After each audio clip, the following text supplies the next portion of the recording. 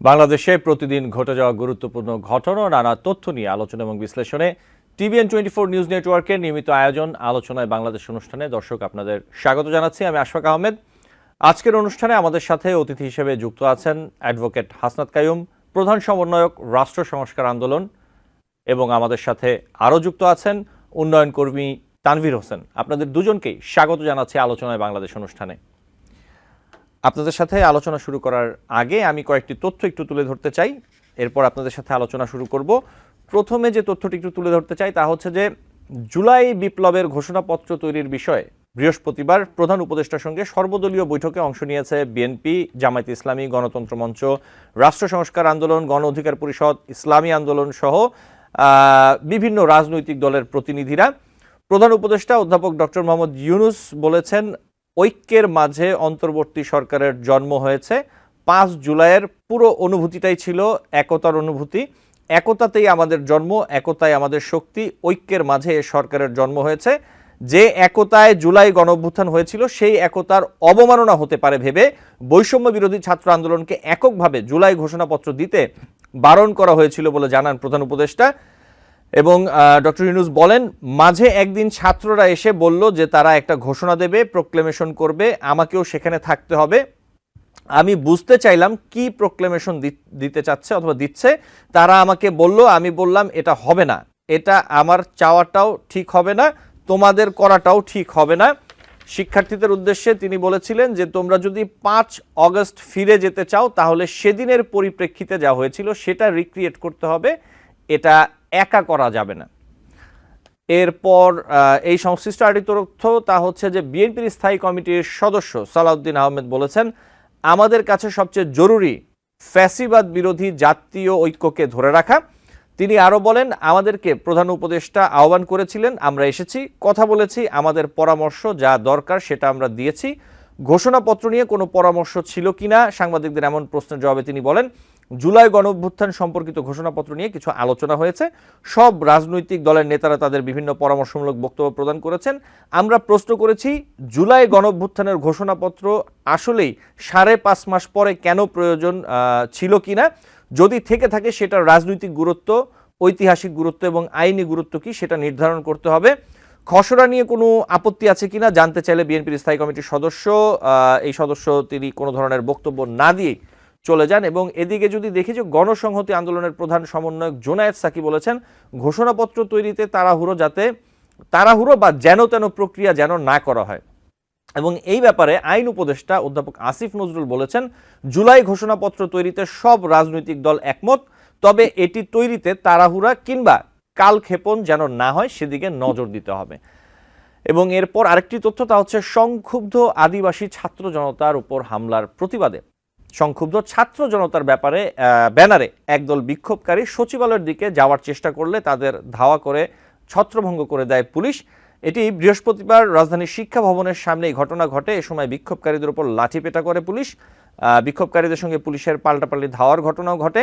বিক্ষোভকারীরা ব্যারিকেড ভেঙে ফেলার চেষ্টা করলে পুলিশ তাদের ছত্রভঙ্গ করে দিতে জল কামান ব্যবহার করে। পুলিশ 2টি সাউন্ড গ্রেনেডও ব্যবহার করেছে। আন্দোলনকারীদের সঙ্গে পুলিশের পাল্টাপাল্টি ধাওয়ার ঘটনা এবং বিক্ষোভকারীরা পরবর্তীতে দোয়েল চত্বর হয়ে ঢাকা বিশ্ববিদ্যালয় এলাকার দিকে সরে যায়। এবং সবশেষ আরেকটি ছোট্ট করে তথ্য একটু তুলে ধরি, তা হচ্ছে যে বৈষম্য বিরোধী ছাত্র আন্দোলনের আহ্বায়ক হাসনাত আবদুল্লাহ তিনি বলেছেন, এই বাংলাদেশে যদি আওয়ামী লীগকে পুনর্বাসন করাতে হয় তাহলে সেটা আমাদের রক্তের ওপর দিয়ে করাতে হবে। এই বাংলাদেশে হয় ফ্যাসিবাদ থাকবে, না হয় আমরা থাকব। যারা ভোটের জন্য আওয়ামী লীগকে পুনর্বাসন করাতে চান তারা জাতীয় স্বার্থের সঙ্গে বেইমানি করছেন। আওয়ামী লীগের পুনর্বাসনে যারা কাজ করবেন তাদের বিরুদ্ধে আমরা আবারও আন্দোলনে নামব।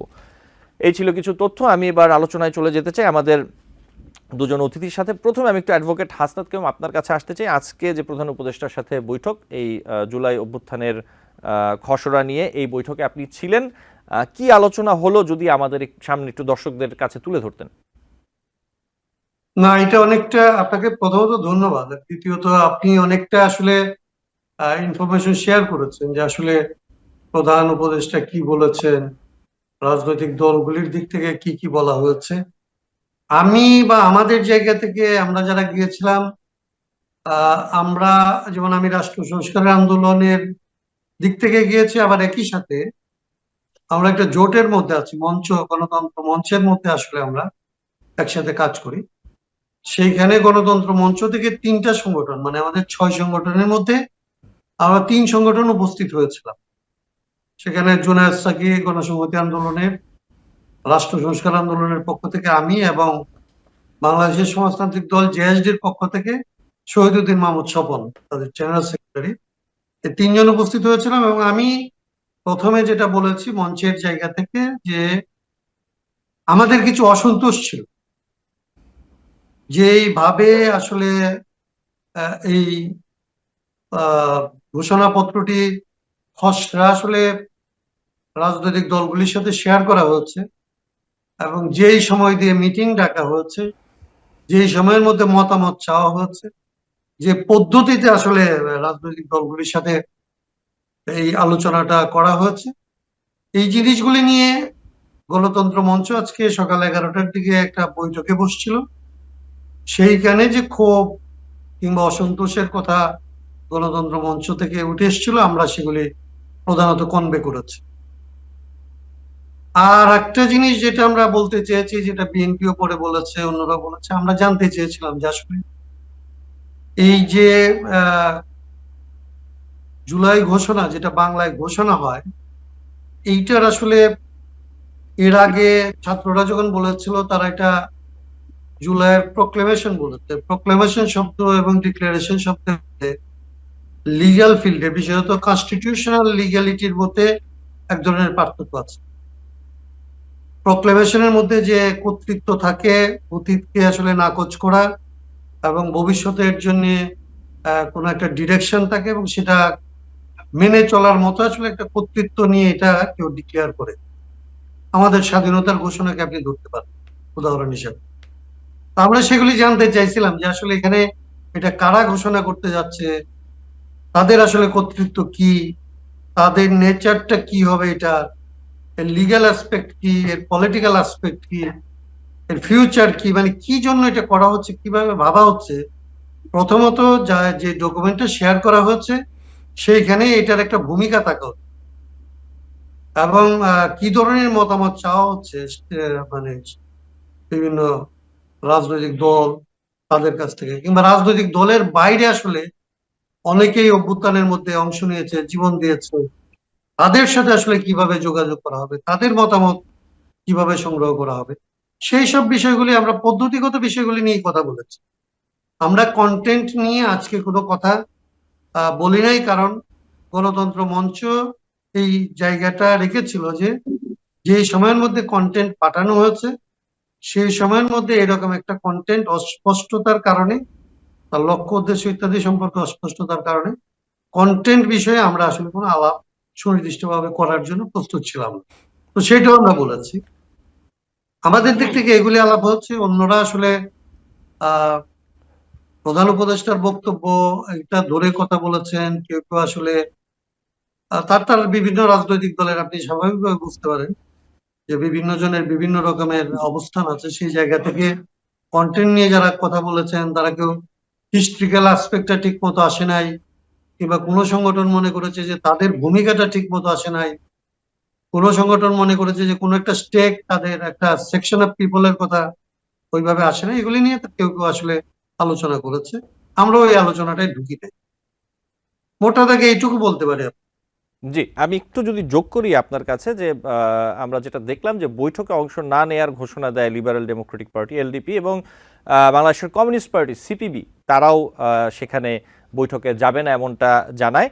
এবং আমরা যেটি দেখেছিলাম যে বৈঠকের আগে বৃহস্পতিবার সকালেও বিএনপিও যাবে কি যাবে না এরকম একটি পরিস্থিতি ছিল, এবং পরবর্তীতে যেটি দেখা গেল যে বিএনপির স্থায়ী কমিটির সদস্য সালাউদ্দিন আহমেদ সেখানে গিয়েছেন এবং কথা বলেছেন, এবং জাতীয় পার্টিও সেখানে ছিল না। এখানে আমি যে প্রশ্নটি রাখতে চাই, আইন উপদেষ্টা অধ্যাপক আসিফ নজরুল বলছেন যে জুলাই ঘোষণাপত্র তৈরিতে সব রাজনৈতিক দল একমত। তিনি তার ভাষ্য অনুযায়ী আলোচনার পরে তিনি এটি বিভিন্ন গণমাধ্যমকে বলেছেন। তো এই যে সব রাজনৈতিক দল, তিনি আসলে কি বোঝাতে চাচ্ছেন? এখানে তো আমরা দেখছি অনেক রাজনৈতিক দল, অনেক অংশীজন যারা এখনো পর্যন্ত এই আলোচনায় যায়নি। এই ব্যাপারটা আপনি কি বলবেন অ্যাডভোকেট হাসনাত কাইয়ুম? না, আমার ধারণা যে মানে আমাদের আইন উপদেষ্টা যেটা বলতে চেয়েছেন, যে উপস্থিত যারা ছিলেন তাদের অধিকাংশই এই রকমের একটা জায়গার মধ্যে ছিলেন যে এটা ঘোষণা হতে পারে যদি এই বিষয়গুলি আসলে স্পষ্ট হয় এবং সবার সাথে যদি আসলে আলাপ আলোচনা করে এটা ঐকমত্যের ভিত্তিতে যদি হয় তাহলে এরকম একটা ঘোষণাপত্র প্রয়োজন মনে করেন অনেকেই। এটা হতে পারে এরকমটা যেহেতু মতামত এসছে সেটাকে আমার ধারণা জি উপস্থিতদের মতামতটাকেই উনি উপস্থিতদের মধ্যে যেটা রিফ্লেক্টেড হয়েছে এটা বলতে চেয়েছে আমার ধারণা। জি জি অ্যাডভোকেট হাসান কম, আমি আবার আপনার কাছে আসবো। তানভীর হোসেন, আমি একটু আপনার কাছে আসি। যে বিষয়গুলো নিয়ে আলোচনা করছিলাম আমি আর রিপিট করবো না, এই বিষয়ে আপনি আসলে কি বলবেন পুরো বিষয়টি নিয়ে? ধন্যবাদ হাসনাত ভাই এবং ধন্যবাদ মিস্টার আশফাক। সো আমার কাছে যেটা আমি শুনছিলাম, খুব মনোযোগ দিয়ে হাসনাত ভাইয়ের কথা শুনছিলাম। সো আমার কাছে যেটা মনে হয়েছে যে বিএনপি খুবই গুরুত্বপূর্ণ তিনটা প্রশ্ন উত্থাপন করেছে। এর মধ্যে একটি হলো যে এই ঘোষণা পত্রের প্রয়োজনীয়তা রাজনৈতিকভাবে, এবং সেটা আপনার হলো যে ঐতিহাসিকভাবে এবং আইনগতভাবে।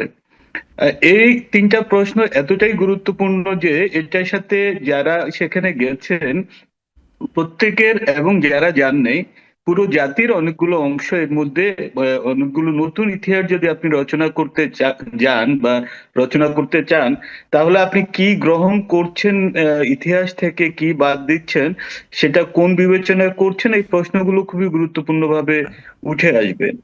এখানে একটা খুব লক্ষণীয় বিষয় যে সবাই প্রশ্ন করছে, কার কাছে প্রশ্ন করছে? উপদেষ্টা পরিষদ বা সরকারের কাছে প্রশ্ন করছে, এবং সরকার উত্তর দিচ্ছে, এবং সরকারের উত্তরটা হলো যে ঐক্যের ভিত্তিতে, ঐক্যমতের ভিত্তিতে। সো এই বিষয়গুলো হলো যে যদি আপনি স্টেক হোল্ডার হন তাহলে প্রশ্নের জবাব কিন্তু আপনাকেও দিতে হবে, আপনাকে এই উত্তর দেওয়ার জায়গাটাতে আপনাকে পৌঁছতে হবে, এবং যদি সেটা না পৌঁছা যায় তাহলে আমরা কি ভেবে নিব যে এটা আসলে নিয়ন্ত্রিত হচ্ছে একটা ডিপ স্টেট দ্বারা। ডিপ স্টেট মনে করছে যে যে এখনই ঘোষণাপত্রটা দিলে যেভাবে তারা এগুচ্ছে সেই জায়গাটাতে একটা ব্যত্যয় হতে পারে, কিংবা যে সুদূর প্রসারী পরিকল্পনা নিয়ে এগুচ্ছে সেখানটাতে ভবিষ্যতে হয়তো কোনো ধরনের সমস্যা চলে আসতে পারে। এখানে খুব মনোযোগ দিয়ে দেখতে হবে একটা বিষয়, সেটা হলো যে বাংলাদেশের প্রথম আলোতে, আমি দৈনিক প্রথম আলোতে একটা রিপোর্ট আমি কয়েকটি তারা বড় ধরনের কয়েকটি শেয়ার করেছে যে কি কি প্রত্যাশা ঘোষণাপত্রের। তো সেখানে একটা জিনিস খুব গভীরভাবে লক্ষ্য করলাম যে 1971 সালকে, মহান মুক্তিযুদ্ধকে একটু মানে আমার কাছে যেটা মনে হয়েছে যে প্রদীপের নিচে রেখে 47কে একটু টেনে আনার চেষ্টা করা হচ্ছে অনেক বেশি করে। সো এগুলো কিন্তু অনেক সূক্ষ্ম এবং মিটিকুলাসলি হচ্ছে বলেই জনতা হয়তো একটা সময় এগুলো বেরিয়ে আসবে। সো আমাদের কাছে যেটা এখানে একটা খুবই দুশ্চিন্তার বিষয় হয়ে দাঁড়ায় যে আপনি যদি একটা ঘোষণাপত্র দেন বা ঘোষণা করেন, যেটা হাসনাত ভাই প্রথমে বলতেছিলেন যে প্রোক্লেমেশন যদি হয় তাহলে কি সংবিধান অকার্যকর হবে? যদি সংবিধান অকার্যকর হয় তাহলে কি যে অন্তর্বর্তীকালীন সরকার আছে, যে ব্যবস্থায় আছে, তারা কি আসলে সেক্ষেত্রে কন্টিনিউ করবে? রাষ্ট্র কি নতুন কোনো বিধি ব্যবস্থার মধ্যে যাবে?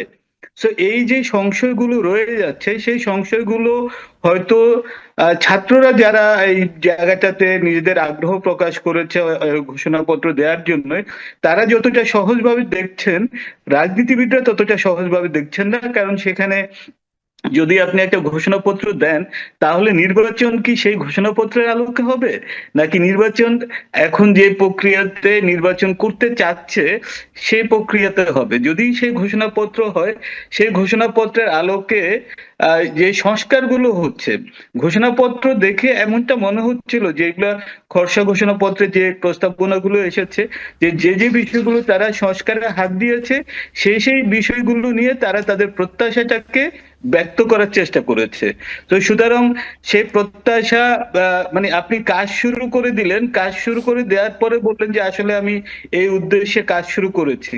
সো এটা আমার কাছে মনে হয় যে ইতিহাসের জন্য এটা খুবই এটা একটা দুশ্চিন্তার কারণ হবে যদি বাংলাদেশে এখন যেসব রাজনৈতিক দলগুলো অ্যাক্টিভলি এই ধরনের ফোরামগুলোতে পার্টিসিপেট করছেন, তারা যদি এই বিষয়গুলোতে আরো সচেতন এবং আরো সুদৃঢ় অবস্থান যদি না নেন, তাহলে এটা ইতিহাসের জন্য, এটা ডেফিনেটলি আমাদের জন্য একটা দুশ্চিন্তার কারণ হয়ে দাঁড়াবে।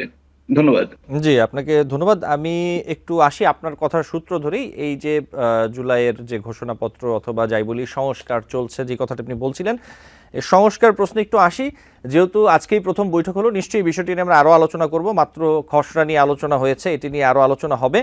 একটু আমি যে জায়গাটাতে যেতে চাই সেটি হচ্ছে যে গণপ্রজাতন্ত্রী বাংলাদেশ পরিবর্তন করে জনগণতন্ত্রী বাংলাদেশ করার সুপারিশ করেছে সংবিধান সংস্কার কমিশন। নিশ্চয়ই আপনারা দেখেছেন যে 4টি সংস্কার কমিশন তাদের প্রতিবেদন জমা দিয়েছেন। এখানে আরও একটি বিষয় হচ্ছে যে ধর্মনিরপেক্ষতা সহ রাষ্ট্র পরিচালনার 3 মূলনীতি বাদ দেওয়ার কথা বলা হয়েছে এবং গণতন্ত্রটাকে রাখা হয়েছে, সাথে 4টি মূলনীতি সুপারিশ করা হয়েছে। সেগুলো হচ্ছে সাম্য, মানবিক মর্যাদা, সামাজিক সুবিচার, বহুত্ববাদ। অ্যাডভোকেট হাসনাত কাইয়ুম, এই বিষয়টি আপনি কিভাবে দেখেন? এই যে যে সংস্কারটির কথা বলা হচ্ছে, যে সুপারিশ অথবা প্রস্তাব করা হয়েছে। এইটাও এরকম একটা জিনিসই আপনি ধরতে হবে যে আসলে সংস্কার কমিশন তারা তাদের মতো করে এর আগে মানে এটা এই ড্রাফটটা প্রেজেন্ট করার আগে তারা এখানকার এক্সপার্টদের সাথে এবং অনেক ইন্ডিভিজুয়ালের সাথে কথা বলেছে। রাজনৈতিক দলগুলির পক্ষ থেকে অনেক ধরনের প্রস্তাবনা তাদের কাছে আসলে তারা চাইছিলেন এবং অনেকে সেগুলি আসলে দিয়েছেন।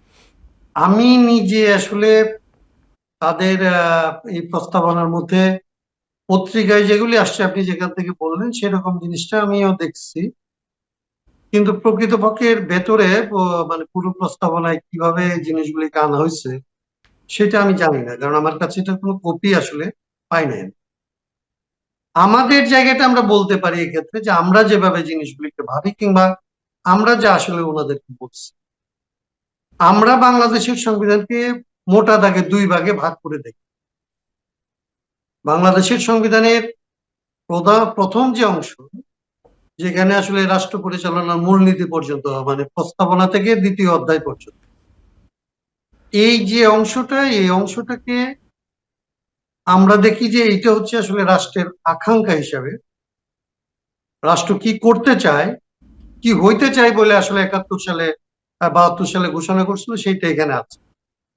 আর রাষ্ট্র কার্যত কি হবে, কোন পথে পরিচালিত হবে এবং কি করবে, সেই অংশটা আসলে আছে 3য় অধ্যায় থেকে, মেইনলি আসলে 4র্থ অধ্যায় থেকে, যেখান থেকে এক্সিকিউটিভ পার্টটা শুরু হয়েছে।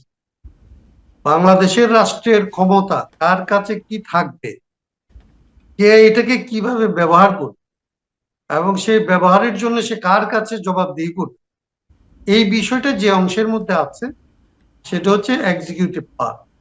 মানে আপনার 4র্থ অধ্যায় থেকে শেষ পর্যন্ত এই পুরো অংশটা মানে ধরেন রাষ্ট্রের যে আকাঙ্ক্ষা অংশ, এই আকাঙ্ক্ষার সাথে আসলে একটা বিপরীত জায়গায় দাঁড়ায়।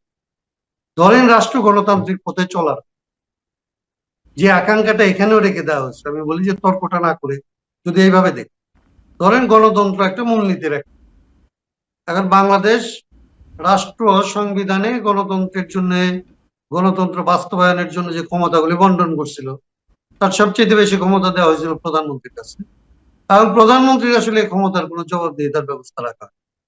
তাহলে প্রধানমন্ত্রীর কাছে যদি রাষ্ট্রের সকল ক্ষমতা আপনি কেন্দ্রীভূত করেন এবং তার যদি আসলে কোনো জবাবদিহিতার ব্যবস্থা না থাকে, এটার নাম আপনি গণতন্ত্র রাখেন আর এটার নাম আপনি জনগণতন্ত্র রাখেন, তাতে আসলে পিপলের কিছু যায় আসে।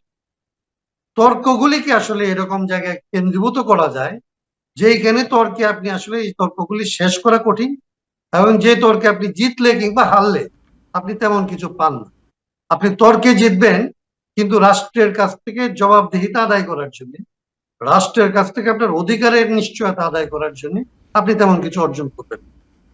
বাংলাদেশের সংস্কারের ক্ষেত্রে, রাষ্ট্রের এই সংবিধানের সংস্কারের ক্ষেত্রে আমরা প্রধানত ফোকাস করতে চাইছি যে রাষ্ট্রের ফাংশনাল জায়গা, ডে টু ডে লাইফে মানুষের যেটা আসলে এফেক্ট করে, সেই জায়গাটাকে গণতান্ত্রিক করা, সেই জায়গাটাকে জবাবদিহিতামূলক করা, সেই জায়গাটাকে আসলে ভারসাম্যপূর্ণ করার জন্য যেই ধরনের সংস্কার দরকার সেই জায়গাটাকে প্রধান করা উচিত।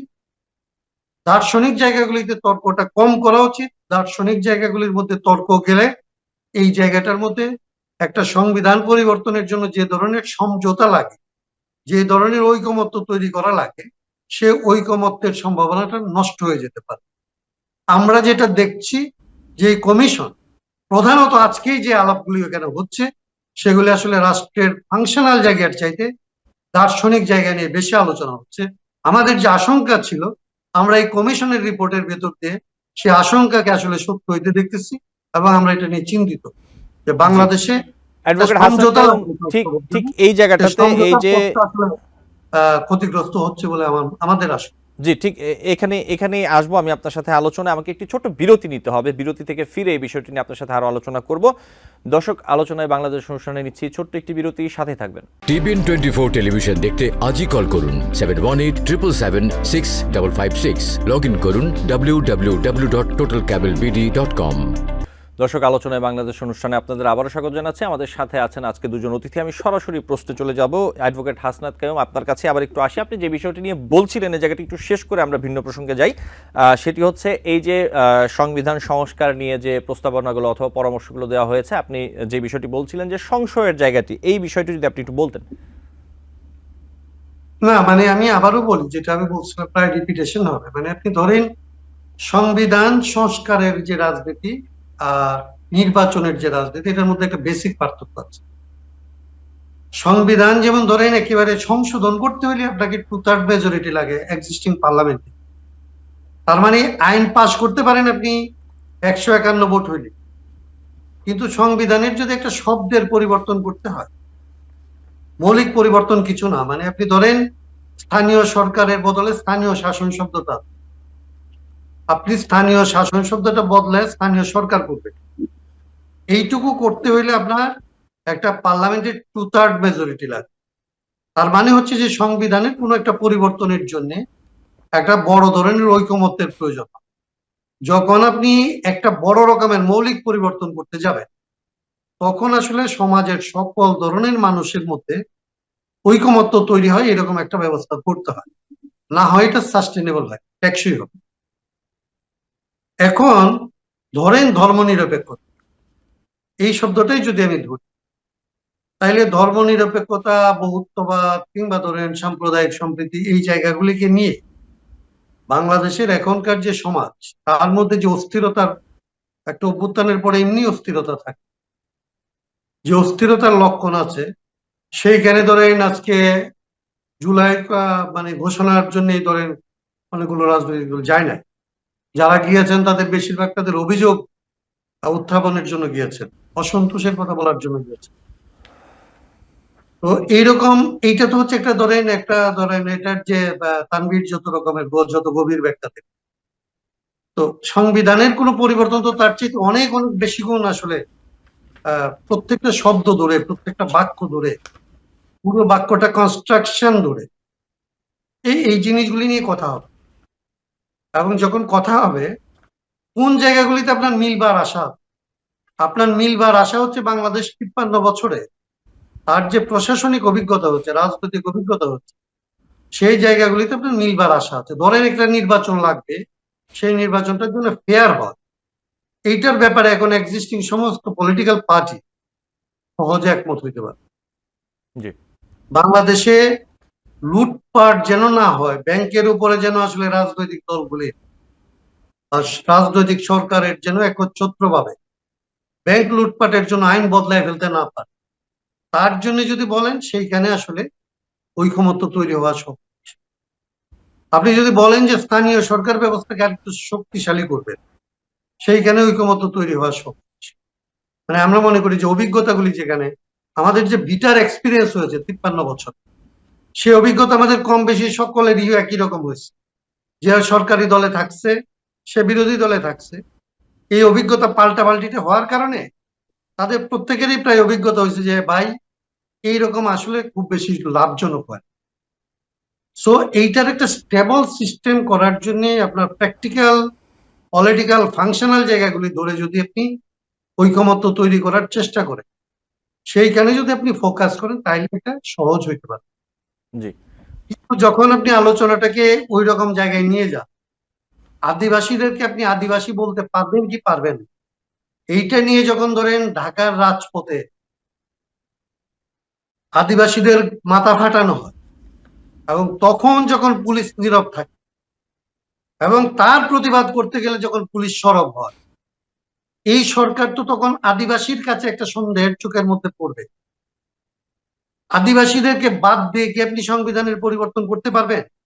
সেই পরিবর্তন করলে কি আসলে সংবিধান পরিবর্তন হবে?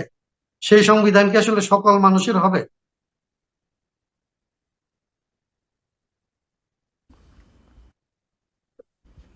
জি, অ্যাডভোকেট হাসান কাইয়ুম, আমি আবার আপনার কাছে আসবো। আমি একটু তানভীর হোসেনের কাছে যাই যে বিষয়টি নিয়ে। তানভীর হোসেন, আমি একটু তুলে ধরি, সেটা হচ্ছে যে জাতীয় নির্বাচনে প্রতিদ্বন্দ্বিতার ন্যূনতম বয়স 25 বছর থেকে কমিয়ে 21 বছর করার সুপারিশ করেছে সংবিধান সংস্কার কমিশন। এবং এই কমিশনের প্রস্তাব অনুযায়ী সংসদের যেসব প্রতিনিধি সরাসরি জনগণের ভোটে নির্বাচিত হয়ে আসবেন, সেসব প্রার্থী করার ক্ষেত্রে রাজনৈতিক দলগুলোকে মোট আসনের ন্যূনতম 10% তরুণ তরুণীদের মধ্যে থেকে মনোনীত করতে হবে, এরকম একটি প্রস্তাব সেখানে রাখা হয়েছে। এবং আমরা বিভিন্ন জায়গায় সাধারণ মানুষ থেকে শুরু করে সামাজিক মাধ্যমে বিভিন্ন জায়গায় এটি নিয়ে প্রশ্ন উঠতে দেখছি। আপনি জানেন যে বিভিন্ন বিষয় নিয়ে ট্রল হওয়া সামাজিক মাধ্যমে এটি একটি ট্রেন্ড হয়ে গেছে এখন, এবং এইখানে অনেকেই এখন প্রশ্ন তুলছেন যে এটা কি কোটা না মেধা। আপনি কি বলবেন এই ব্যাপারে, তানভীর হোসেন? এটা তো অনেক ফানি একটা সিচুয়েশন। আসলে আমাদের এখানে যখন সংবিধান সংস্কার কমিটি যেভাবে প্রস্তাবনাগুলো নিয়ে এসছেন, মহসিন ভাই অনেক সুন্দরভাবে ব্যাখ্যা করলেন যে ফিলোসফিক্যাল ভ্যালু নিয়ে যদি আপনি ডিবেট করেন তাহলে তো আপনি এক বিন্দুতে আসা খুবই আপনার জন্য খুবই কালক্ষেপণ হবে, এবং এক বিন্দুতে আসা আসলে সম্ভব হবে না। আর নাম্বার টু হলো যে এই যে প্রস্তাবনা যেগুলো এসছে, আমার কাছে হঠাৎ করেই মনে হয় যে আমরা পুরো বাংলাদেশটা একটা কোয়ারেন্টাইন সিচুয়েশনের মধ্য থেকে সবকিছুকে আমরা ডিজাইন করার চেষ্টা করছি। প্রথমত হলো যে এই প্রস্তাবনাগুলো একেবারেই পরিষ্কার যে তারা চাচ্ছেন যে যারা তরুণ ছাত্রছাত্রী, যারা এই নাগরিক কমিটি বা অন্যান্য কমিটি বা সমন্বয়ক আছেন, এদেরকে কিভাবে পলিটিক্যাল ক্ষমতাতে বা এদেরকে কিভাবে সংসদে আনা যায় সেই জন্য কি ধরনের প্রক্রিয়া বা কি ধরনের প্রস্তুতি নিলে, কি ধরনের প্রস্তাবনা থাকলে তারা দ্রুত আপনার হলো যে সংসদে আসতে পারবে। তো এটা দিবালোকের মতো পরিষ্কার। এখন এই যখন আপনি এই ধরনের প্রস্তাবনা করেন, এই ধরনের প্রস্তাবনা এটার আসলে রিসার্চ বেসলাইন কি? এটা যেটা যেটা আমার কাছে সবসময় দুশ্চিন্তার মনে হয় সেটা হলো যে পলিটিক্যাল স্টেক হোল্ডার যারা আছেন তারা কি ধরনের প্রস্তাব করছেন, তাদের রাজনৈতিক অভিজ্ঞতা গুলো থেকে কিভাবে হচ্ছে, আর যারা একাডেমিয়া আছেন তারা যেভাবে বলছেন সেভাবে আপনার কতটা সম্ভব। একটা জিনিস আপনাদের মাথায় রাখতে হবে যে ধরেন আপনার আমরা হঠাৎ করে দেখলাম যে ভ্যাট ট্যাক্সের বেড়ে গেল। কোন রাজনৈতিক সরকার থাকলে এটা কখনোই সম্ভব হতো না। তাদেরকে অনেক কিছু বিবেচনা করতে হতো, অনেক ধরনের ডিসকাশনে যেতে হতো, অনেক ধরনের আলোচনা করতে হতো। এখন হঠাৎ করে আমরা শুনছি যে গ্যাসের দাম বেড়ে যাবে, ব্যবসায়ীরা অলরেডি সেটা নিয়ে কোশ্চেন ক্রিয়েট করছে। সো এই যে যে প্রস্তাবনাগুলো এসছে সেগুলো আমার কাছে মনে হয় পলিটিক্যাল দৃষ্টিভঙ্গি থেকে খুবই আনকোরা মনে হচ্ছে। আনকোরা এই কারণে বলবো যে টোটাল পপুলেশনের যে আমাদের যে ডিজাইন, আমাদের পপুলেশনের যে ইকোনমিক এবং অন্যান্য ইন্ডিকেটর গুলো আছে, সেই ইন্ডিকেটর গুলো অনুযায়ী এই পপুলেশনকে ডিল করার জন্য কি পরিমাণ অভিজ্ঞ লোক লাগবে, কোন কোন ধরনের অভিজ্ঞতা সম্পন্ন লোক লাগবে, সেগুলো কিন্তু অনেক ভেবেচিন্তে সিদ্ধান্ত নিতে হবে। তো আমি আসলে একই রকম অবস্থা আমারও, আমিও খুব ক্লিয়ারলি জানি না যে সম্পূর্ণ প্রস্তাবনাটা কি এসছে। এখন মাঝখান থেকে যেটা যেটা হচ্ছে সোশ্যাল মিডিয়াতে যেটা হচ্ছে সেগুলো তো আসলে হবেই, সবসময় হতেই থাকবে, কিন্তু একটা ভালো মেসেজ কিন্তু যাচ্ছে। মেসেজটা হলো যে নেটিজেনরা বা হলো যে পাবলিক এই ধরনের প্রস্তাবগুলোকে ভালোভাবে গ্রহণ করছে না। পাবলিক সেগুলো নিয়ে তারা পাবলিকের রিয়াকশনের কিছু প্রক্রিয়া আছে। প্রথমত হলো যে তারা যে কোনো রিয়াকশনের ক্ষেত্রে প্রথমে আমরা দেখি এক ধরনের স্যাটায়ার শুরু হয়, সেই স্যাটায়ার থেকে কিন্তু ধীরে ধীরে সেটা তীব্র হতে শুরু করে এবং একটা পর্যায়ে যে সেটা কিন্তু একটা বিস্ফোরণের মতো হয়।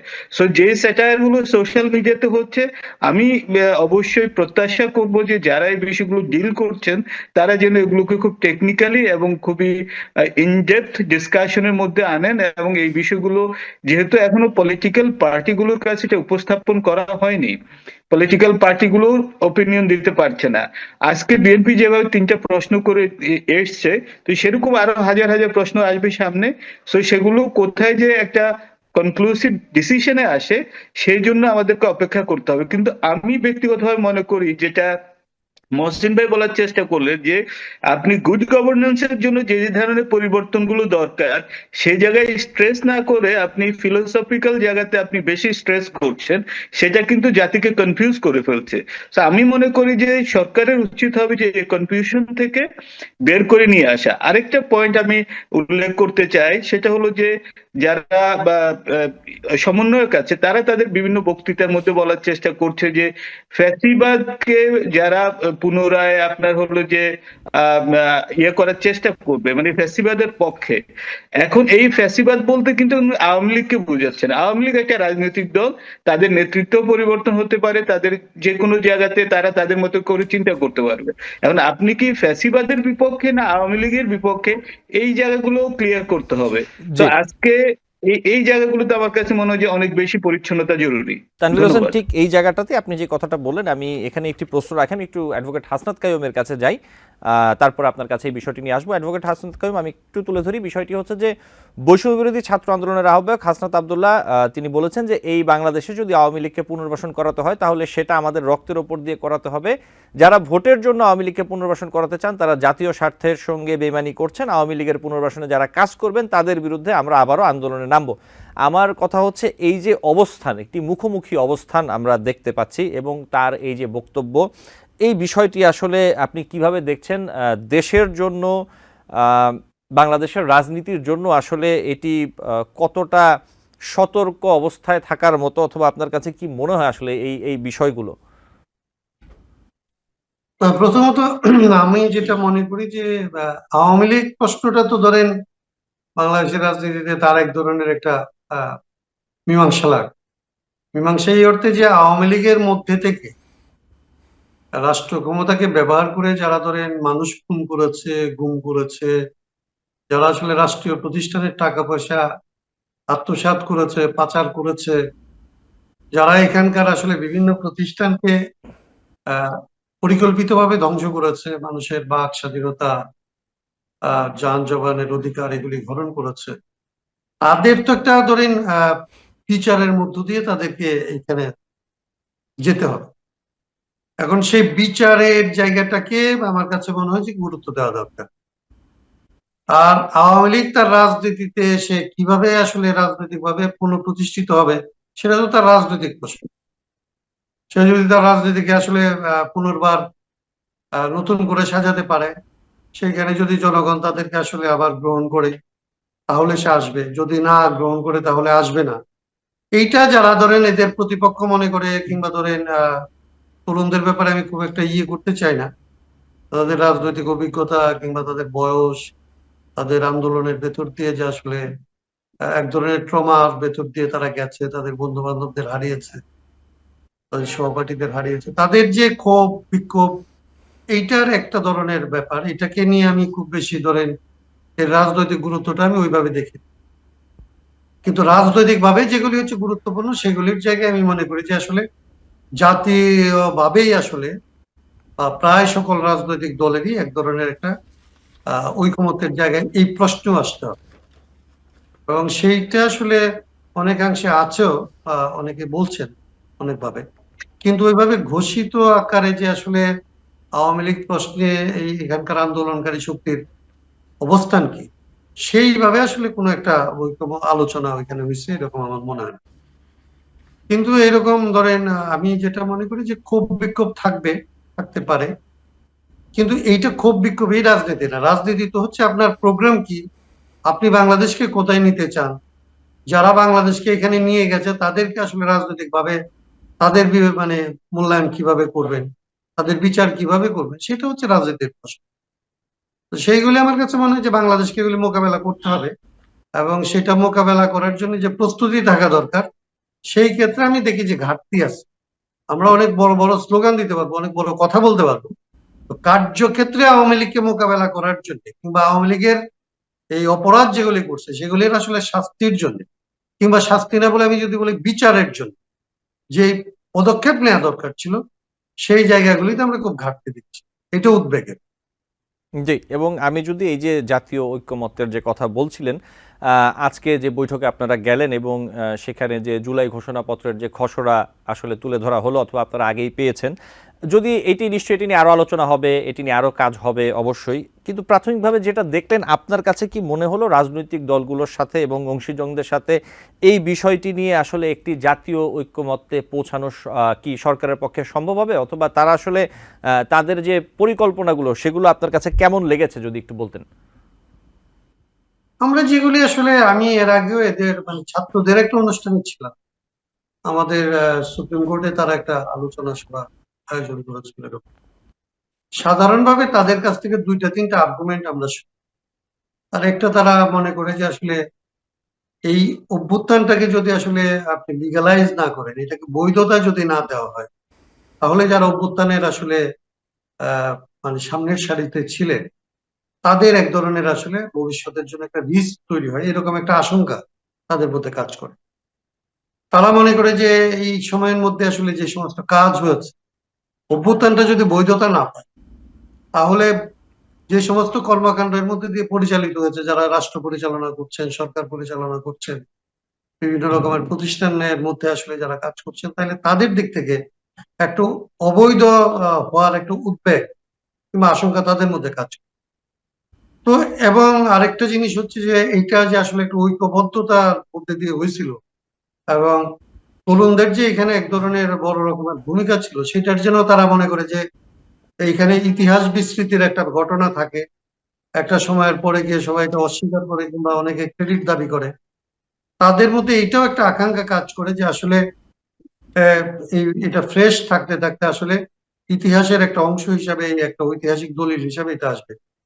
এইটা হচ্ছে তরুণদের দিক থেকে আমরা দেখি। আর আজকে ধরেন আমরা সরকারের দিক থেকে যেটা শুনেছি সেটা হচ্ছে ইন্সপায়ারিং, যে তারা মনে করে বা আমরা নিজেরাও এটা মনে করি যে আসলে এরকমের একটা ঐতিহাসিক মুহূর্ত যে বাংলাদেশে তৈরি হয়েছিল এবং সেইখানে যে সমস্ত রাজনৈতিক দল তাদের নিজেদের দলীয় পরিচয়কে আহ আড়াল করে নিজেরা আসলে জনগণের অংশ হিসাবে এই ছাত্র তরুণদের নেতৃত্বে যে রাজপথে নেমে এসে ঐক্যবদ্ধভাবে একটা স্বৈরতন্ত্রকে কিংবা একটা স্বৈরাচারকে বা একটা খুনি মাফিয়া চক্র পলায়নে বাধ্য করার জন্য যেভাবে ঐক্যবদ্ধ হয়েছিল, সেই মুহূর্তটার আসলে যে প্রেক্ষাপট এবং সেখানকার যে আকাঙ্ক্ষা, এর একটা লিখিত রূপ আসলে যদি আনা যায়, সেটা আসলে জাতির জন্য, ভবিষ্যতের জন্য আসলে আমাদের ইতিহাসের একটা গৌরবের অংশ হিসাবে এটাকে যদি রক্ষা করা যায়, সেটা আমার কাছে মনে হয় সেই রকম একটা আকাঙ্ক্ষা থেকে করলে এটার ঐকমতের বা সমঝোতার জায়গা তৈরি করা সহজ।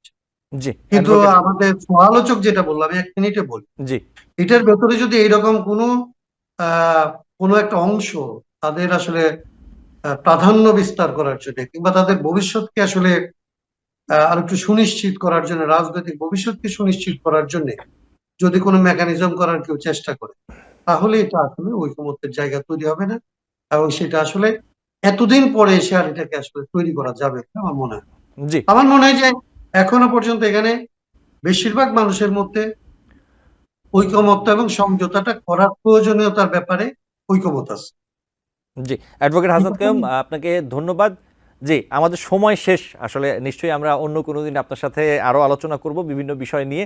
আবারও দেখা হবে। আমাদের দর্শক আপনাদের মূল্যবান মতামত আরও শুনতে পারবেন।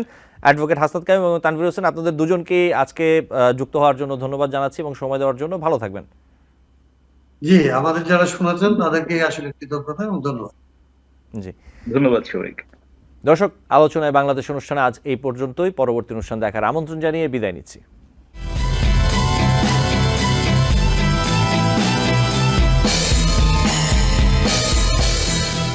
TBN 24 টেলিভিশন দেখতে আজই কল করুন 7187776556। লগ ইন করুন www.totalcablebd.com। নিউ ইয়র্ক থেকে সম্প্রচারিত TBN 24 টেলিভিশন বিশ্বজুড়ে বাঙালির কণ্ঠস্বর।